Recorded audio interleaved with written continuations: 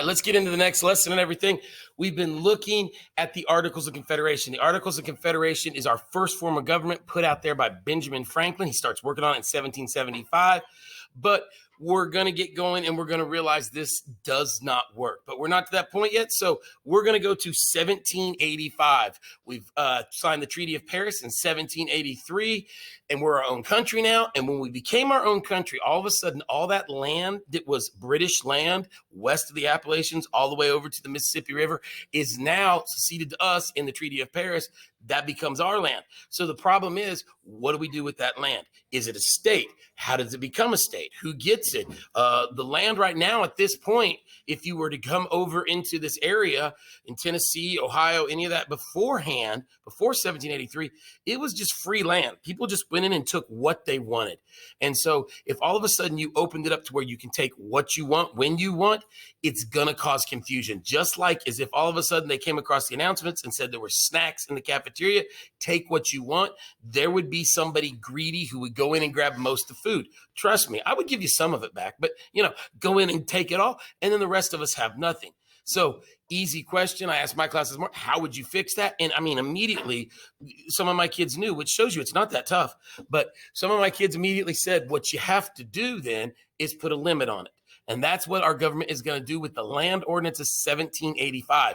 They are going to take what is the Northwest Territory at that time. That goes from the Great Lakes down to the Ohio River, over to the Mississippi River. They are going to go in and divide it into squares. And it's going to be a 6-mile square, 6 miles this way, 6 miles this way, 6 miles this way, 6 miles this way. Makes a 6-mile square. And then what they're going to do is they're going to divide it, easy enough math, into 36 blocks. 6 times 6, 36. And there you go. Boom, boom, boom. Each block is going to be 640 acres. All the 6-mile square thing is going to be called a township. It is mainly used for identification. When I lived in Ohio until I was 16, I lived in Harlem Township. There was nothing in Harlem Township, but it helped when they had fire departments or something like that, because we had volunteer fire departments. They knew to go to Harlem Township or something like that.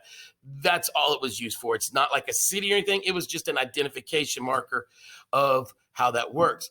And then they take these 640 acre squares and people are allowed to each take one, which limits the number, keeps everything even, Steven, and fair. What they're going to do is, remember from the 1620s when the Pilgrims are coming over here and everything, the big push they had was education.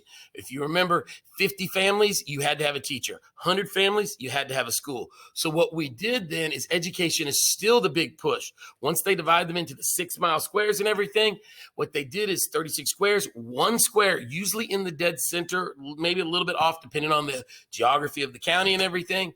They would end up giving that to education. 640 acres for education is a lot, but that's not what the purpose was. You may take a couple acres, put you a school on it, and then what they would do is they would take the rest of the acreage and people could rent it. You'd have farmer A who's renting out another 100 acres to plant more corn, and then the rent money would go to pay for the school. Another farmer over here renting out 200 acres, the rent money pays for the teachers. You got another farmer and it's paying for the books. And so they were wanting a public funded education, even though they lived in the middle of nowhere. Education was still the big thing. So one of the 36 squares always went straight to education. If you've ever drove through Ohio, Indiana, Illinois, you'll see big cities and then you see nothing but cornfields. This is self-explanatory. Now, when they took 640 acres as a plot, those were huge farms. And those still today are huge farms. Most of the people, once you get outside of Cincinnati and you drive for hours in cornfields, most of those are all family farms. And you'll drive by cornfield, cornfield, cornfield, then you'll see a gas station. Cornfield, cornfield, cornfield, and then a Waffle House. Why? Because it is literally family farm, family farm, family farm, family farm that have had these going, some of them since the 1700s, a lot of them since the 1800s. Massive, old farms. But that's the way they're going to divide this up. Tennessee is not involved in this because most of the people coming to Tennessee are just coming to hunt and things like that. Tennessee will be taken care of later. We are not part of the Northwest Territory. So once they institute the Northwest Territory, that immediately leads to other questions because, like I said when we talked yesterday, when you start the Articles of Confederation, who gets the states? How do they become states? Well, this decided who gets what, but it hasn't decided how do they become a state. So 2 years after the land ordinance of 1785, you get the Northwest ordinance in 1787. What the point of that was, now we're going to figure out how to become states. First thing they're going to do is give a Bill of Rights to each of these people, because your Bill of Rights was from your state beforehand. Now it is if you're living in what is a territory, you don't have a state to give you a Bill of Rights. So the government is going to back up. You have a Bill of Rights in this area. The other thing that's going to happen is they're going to say no to slavery. We talk about our nation being a lot of slavery and stuff like that. 3/4 of our nation never, ever saw slavery. They were not allowed to have it. The whole north section, starting from Ohio all the way pretty much over to Oregon, never saw slavery whatsoever. So you're looking at Ohio, Indiana, Illinois, Wisconsin, Michigan, not allowed ever to have slavery. So that's the other part they put in there. Then you need to know the rules for how you're going to become a state. First thing they're going to do is when you get to 5,000 land-owning males, then you can elect ruling bodies. Basically what they're saying, I'll explain it to you real quick. We always talk about them being sexist. It's the land-owning males. We can look at them and call them that, but you know what the big problem is? They're basically saying families. They didn't think families were going to break apart like they do now. They thought a family would stay together. And so we can call them sexist and they can call us immoral, because that's the way it broke down. They were looking for a family. They didn't want to say per person, because one family's going to have 17 kids.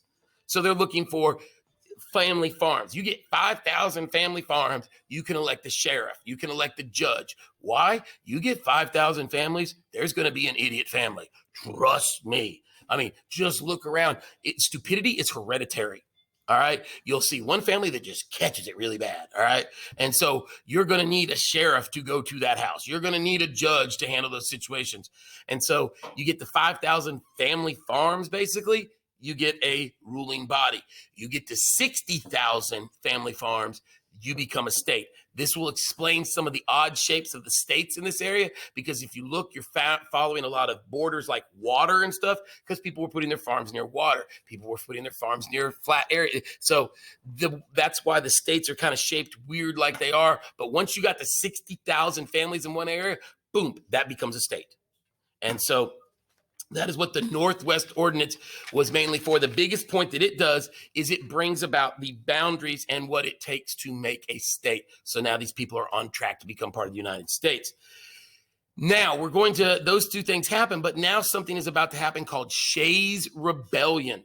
Shays' Rebellion is the one catalyst event that exposes all the weaknesses that the Articles of Confederation have. We think the Articles of Confederation are doing great, but when we looked at it the other day, there's a lot of problems in there that don't come up until you see the problems. So let's go into what happened with Daniel Shay. Daniel Shay is sent off into the Revolutionary War. He's a 1775er, y'all. He's part of the Bunker Hill, the whole Lexington Concord. He's in early. He goes from private all the way to captain by the end of the war. That shows he is a very good soldier, and he is being recognized for his. He didn't just be placed in at that job. He earns his way up to captain. Another thing about him at Valley Forge, yes, he suffered through Valley Forge. He was one of the fortunate ones that didn't die from starvation or from the cold. But at Valley Forge, Marquis de Lafayette, the guy that comes over, gives us all the money, helps us out, actually came up to him at one point during the winter and said, listen, I've been watching you. There's not a better leader here. You are a guy that is literally going to lead us and everything. And Marquis de Lafayette hands him his personal sword and says, I want you to have this because I know you're going to be a great leader one day. It says a lot about Daniel Shay. Daniel Shay makes it through the whole war, comes home 8 years later. And when you come home 8 years later, there's this thing called mortgage that you haven't been paying. Now, the government said they would pay us for the time that they were soldiers and everything. But if you remember from yesterday, they can print money, but they have no gold to back it up. So that money is absolutely worthless. It is paying somebody for 8 years of service with just paper that is worth nothing. And then the states were supposed to pay some to the militias and everything. They have paid nothing. So here you got Daniel Shay at home. And what do we slap him with when he comes back home? An eviction notice telling him you got to get out of the house.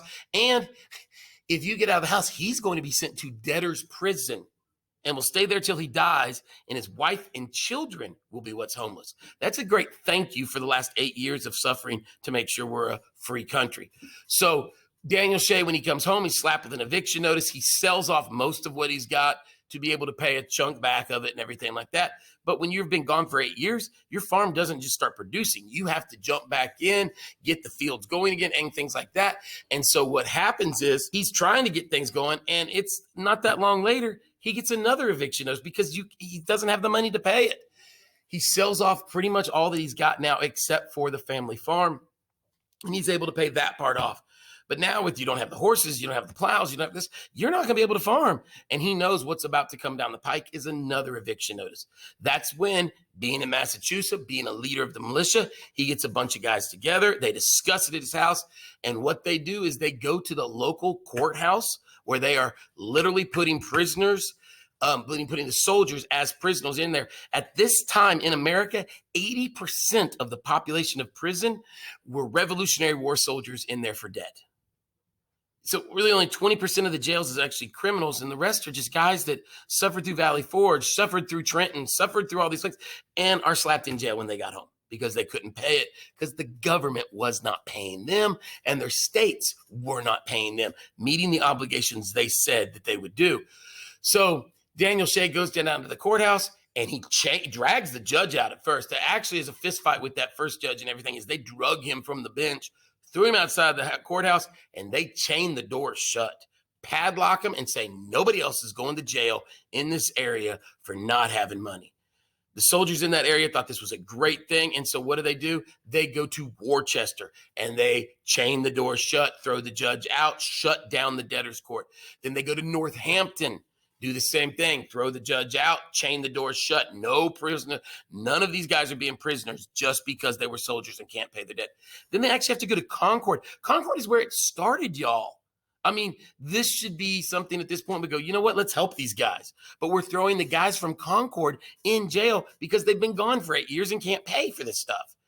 And so it's just a spiral thing. At this point, Daniel Shea says, you know what? Massachusetts has promised us they're going to pay.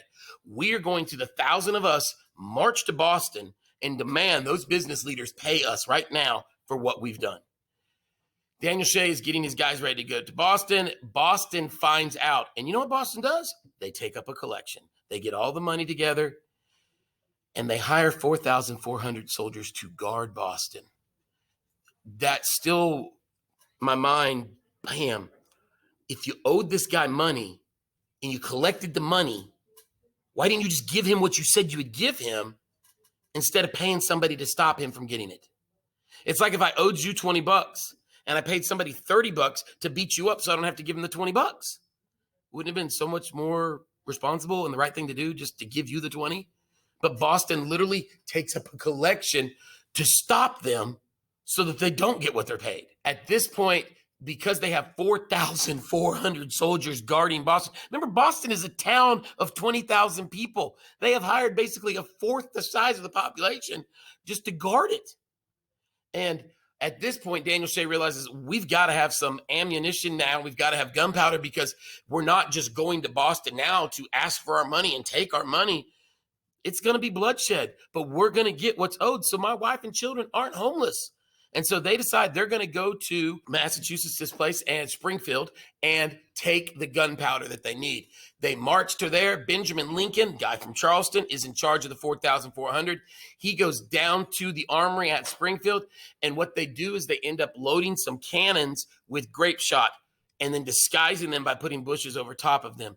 As Daniel Shea and his men approached the armory, they opened fire into them and killed a whole bunch of them. That is horrific to think these guys that have been gone for 8 years are bleeding out on the ground in front of an armory because we didn't want to pay them.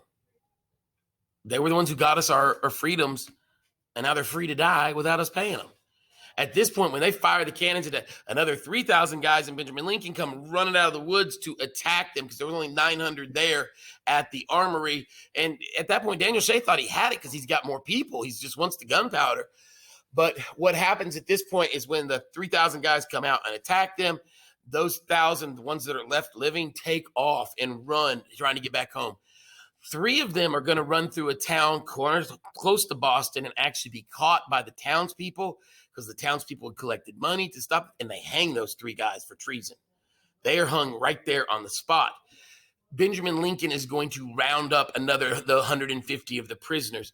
The way the prisoners are treated, actually, it's kind of remarkable.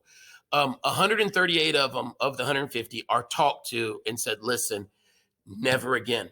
You are not to do this. This was treason, da-da-da. Go home. Promise you won't do it again, and you may go home. Those went home. The other 12 that were there were leaders, and they were told you're sentenced to be hung for treason. And what they did is they built the gallows, got those guys in the jail. One day, get the guy out, tie his hands behind his back, walk him up the steps, take him, put the noose around his neck, tighten it up. They put the hand on the thing and then looked at him and said, you won't do it again, will you? And he's like, no, no, no. They were trying to scare him. And they do that to all 12 guys, one by one, bring them out, put the noose around their neck, tighten it up, and right before they pull it, turn and look and go, you won't do that anymore, will you? This is genius. This is absolutely genius of a way to handle this. I gave the example in my class. There's kids in the room that I could look at and say, stop talking, and they would stop talking. And then there's kids that I could say it to 50 times and they wouldn't stop. But if I grab that kid by the arm, walk to the office talking about ISS, out of school suspension, walk through the office, right up to Scrimshire's door, knocked on the door, and then turned and looked at the kid and went, you promise never to do it again? At that point, they'd be like, yes, yes, yes. What you did is you took that kid to the edge. You made them look over and they realized, yeah, I don't want to do this.